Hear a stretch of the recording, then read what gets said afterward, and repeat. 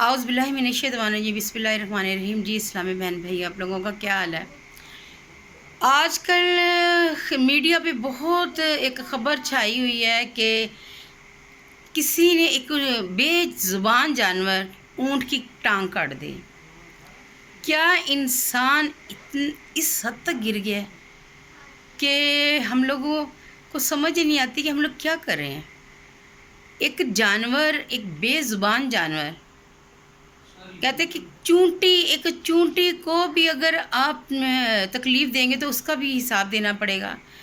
तो हम लोग क्या, हमारे अंदर इतना गुस्सा और इतना कुछ हो गया कि हम लोगों को एहसास नहीं होता कि हम क्या करें, कि हम लोग अपनी खुशी या अपने उसके लिए निकालने के लिए अपने आप की अंदर का गुस्सा या अंदर की वो जो सारी है नफ़रत, उसके लिए हम लोग क्या जानवरों तक को नहीं छोड़ते। नबी पाक सल्लल्लाहु अलैहि वसल्लम ने फरमाया है कि आप लोग जुल्म ना करें। कुरान मजीद में अल्लाह ताला ने जानवरों के फ़ायद और ख्वाहिश और उनके मुनाफिक के बारे में फरमाया है। नबी पाक सल्लल्लाहु अलैहि वसल्लम ने कहा है कि आप एक चूंटी को भी आप ना मतलब तकलीफ़ दें। एक मरतबा हजूर पाक सल्लल्लाहु अलैहि वसल्लम ने सफ़र के दौरान एक जगह क़याम फरमाया।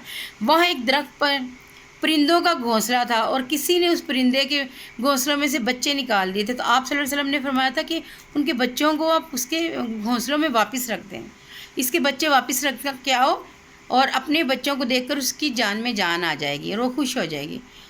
तो एक मरतबा कुछ लोगों ने चूंटियों के बिल में आग लगा दी, जिसकी वजह से वो बिल जो है ना जलकर ख़राक हो गया। तो आप ख़ातम नबी सल्लल्लाहु अलैहि वसल्लम ने ऐसा करने वालों को डांटा और बुरा भला कहा।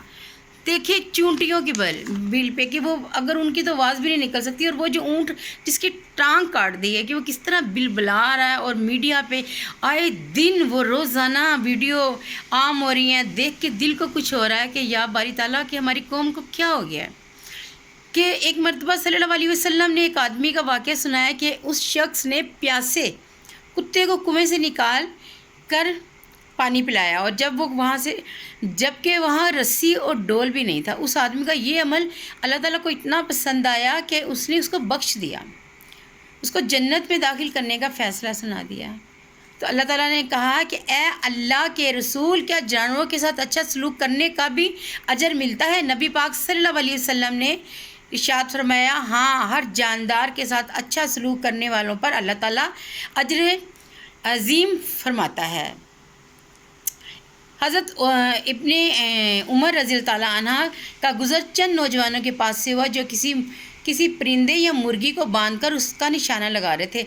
तो हज़रत इब्ने उमर रज़ी अल्लाह ताला ने उनको देखा और वो वहाँ से भाग गए। तो हज़रत इब्ने उमर रज़ी अल्लाह ताला ने फरमाया कि नबी करीम सल्लल्लाहु अलैहि वसल्लम ने उस शख्स पर लानत फरमाई है जो किसी जानदार चीज़ को बांधकर उस पर निशाना लगाए। तो फिर ऐसे शख्स के बारे में क्या हुक्म है कि और कौम हमारी देखें कि किस तरह किया है कि जो मतलब सिर्फ ख़बरें सुन रहे हैं, बातें हो रही हैं, लेकिन कोई एक्शन नहीं है। जो एक्शन भी होना तो कितने दिन होगा, थोड़े दिनों बाद उस बंदे ने छूट जाना है। सीरत तैयबा का मताला करने से मालूम होता है कि आप ख़ातम नबी सल्लल्लाहु अलैहि वसल्लम ने कदम ब कदम जानवरों के साथ रहम फरमाने का हुक्म दिया है। ना सिर्फ घरेलू और पालतू जानवरों बल्कि जंगली जानवरों के साथ भी हुस्न सलूक की ताकीद की है। नुकसानदेह जो ज़रर पहुँचाने वाले जानवरों को भी कम से कम तकलीफ़ में मारने का हुक्म है। जिन जानवरों को ज़िबा किया जा रहा तो उनके साथ भी बेरहमाना सलूक से मना किया। यानी कि उन्होंने कहा कि जानवर जो हम कुर्बानी के लिए भी जानवर कुर्बान करते तो हमारे जो अज़ा हैं, वो जो हमारी छुरियाँ चाकू जिसके साथ हमने उनको कुर्बान करना, वो भी इतने तेज़ होने चाहिए कि उनको तकलीफ़ ना हो।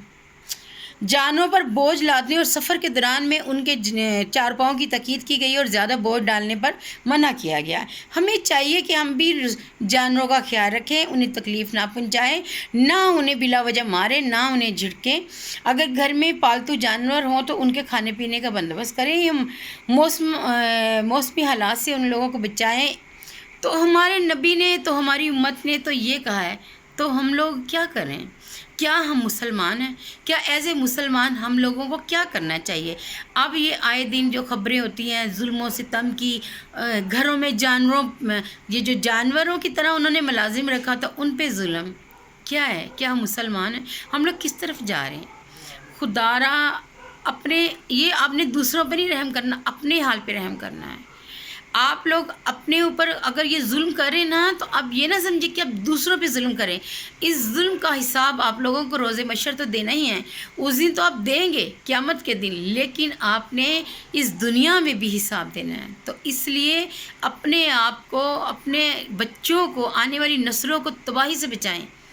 اس کا حساب آپ نے بھی دینا ہے اور آپ کے بچوں نے بھی دینا ہے، کیونکہ ماں باپ کا کیا بچے بھگتتے ہیں۔